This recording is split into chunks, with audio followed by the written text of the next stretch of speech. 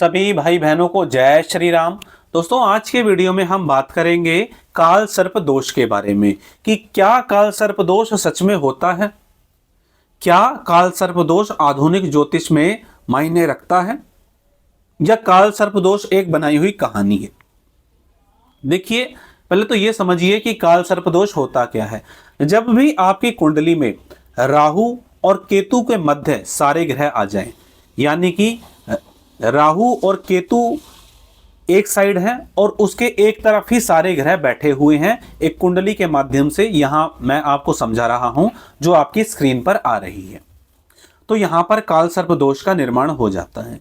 लेकिन यहां पर काल सर्प दोष में सबसे ज्यादा जो इंपॉर्टेंस रखता है वो रखता है कि राहु की और केतु की स्थिति कैसी है।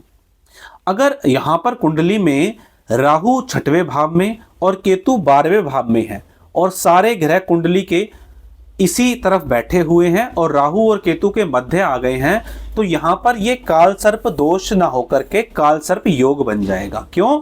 क्योंकि यहां पर राहु अति योग कारक माने गए हैं। 6ठे भाव में जब भी राहु होते हैं तो अति योग कारक हो जाते हैं और अच्छे परिणाम ही देते हैं।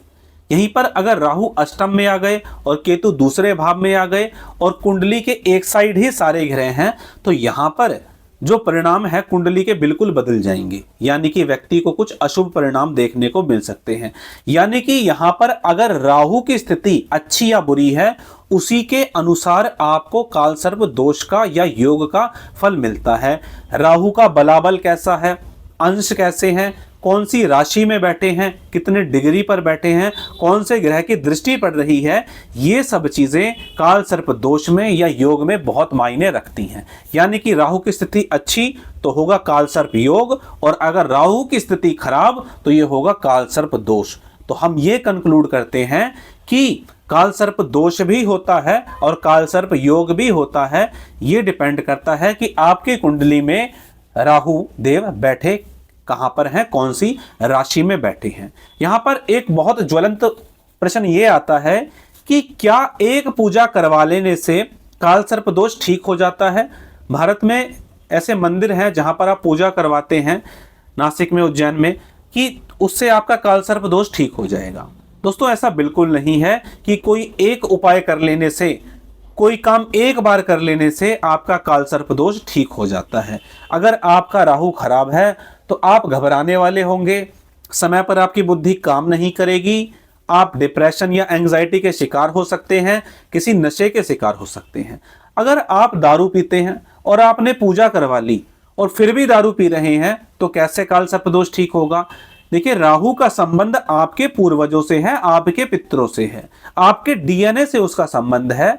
इसीलिए जिस व्यक्ति को किसी न किसी प्रकार के नशे की आदत होती है, और नशा चाहे वो फिर किसी भी चीज का हो, उसका ना तो कभी राहु ठीक होता है और ना ही कभी उसके पितरों की स्थिति ठीक होती है। आपने सुना होगा कि भाई इसकी कुंडली में पितृदोष है या इस व्यक्ति को पितरों से संबंधित समस्या है।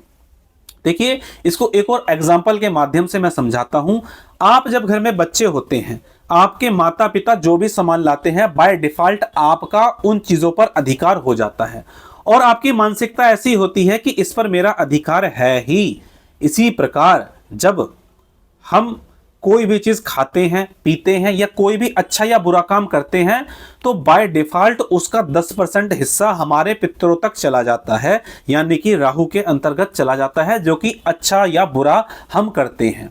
यानी कि अगर कोई व्यक्ति सिगरेट पीता है, दारू पीता है, मांस मदिरा खाता है, पर स्त्री गमन करता है या किसी महिला के एक से अधिक पुरुषों के साथ संबंध है, यानी कि अपने पति के अलावा उसके और लोगों के साथ संबंध हैं, तो उसके घर की पितृ दोष से संबंधित समस्या कभी ठीक नहीं हो सकती, उसका राहु कभी ठीक नहीं हो सकता।